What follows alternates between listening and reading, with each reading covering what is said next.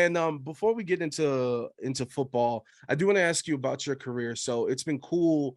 Last week was the 20-year anniversary of Around the Horn, so I kind of went back Yeah, through that history. Obviously, talking to Jamel, and when it comes to your rise, if people don't remember, don't realize, like you were covering the Patriots at such a young age and at the start of the dynasty, and yep, then you get to ESPN in that transition where these writers and columnists like from not wanting to be on TV to being like the main purpose of the show. And you were yeah, doing that at such a young age. So not only were you a young dude doing this, where on the sports reporters, no disrespect to any of them, and RIP John Saunders, no one mhm, was under 40 years old on that show. So you're right. coming in as a young dude, you're coming in as a black dude. Did you ever get a chance to, in that moment, to kind of realize like, yo, I'm doing this? Or were you so like in the thick of it? And also looking back, what do you account like, was it your work ethic? Like, why do you think you rose so prominently and so quickly? Well, first of all, I appreciate the question. No, I didn't. It's a regret that I have. I did not appreciate. Maybe I just couldn't because it's like when I was It's a that young. whirlwind. Well, but not just that. It's kind of like Dan Marino going to the Super Bowl in '84, his second year. It's like, oh, it's gonna always be like this.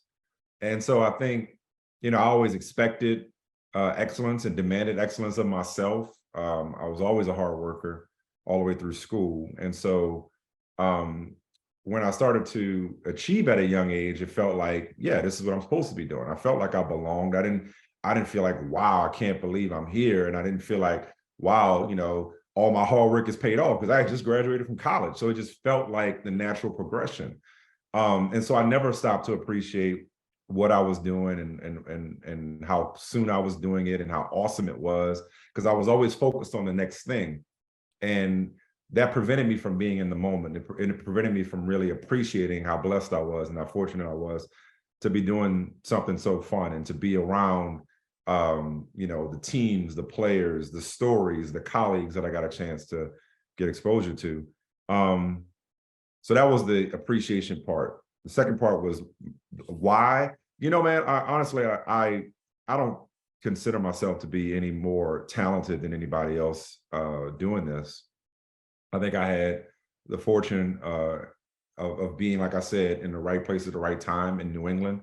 The Boston Globe thankfully saw something in me as a college student. I interned there twice, made enough of an impression to work there full time. It was a great place to start a career, great market to work, and great timing. Being around the Patriots brought a lot of exposure. ESPN at the time was leaning more into talk television and debate television, whatever you want to call it, featuring a lot of writers. I was a young guy. Again, I had people there that saw something in me and poured in me. So I'm appreciative of that, both in terms of colleagues and executives. If I could, though, take credit for one thing, and I think even yesterday I did it. Even at this point in my career, even 20 plus years in the game, even at 43 with kids and stuff to do, I always have to remind myself, like, I got here because of my hustle. The one thing I was never going to let anybody do better than me was hustle. Like, I was always going to show up.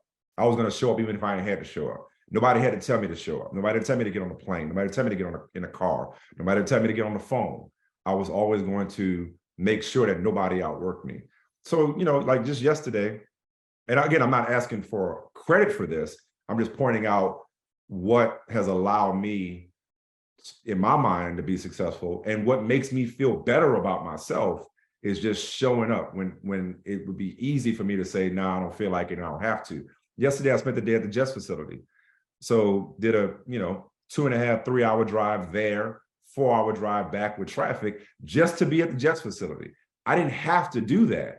There are and the reason I say I didn't have to do that, it is basic and germane to being a reporter on Amazon Prime Video on Thursday Night Football for Jets Jaguars. But there are ways around me having to make the trip to New York Yeah. at this point in my career that I didn't have to make that sacrifice. But I got up and I did it because that's all I know how to do. So again, I'm not looking for a cookie for doing what I'm supposed to do, to quote Chris Rock. You're supposed to raise your kids. You're supposed to take care of your kids. Like, no, I'm saying my hustle and my drive and my commitment is what I think is my superpower. Does that No, make no, sense? no, it does make sense.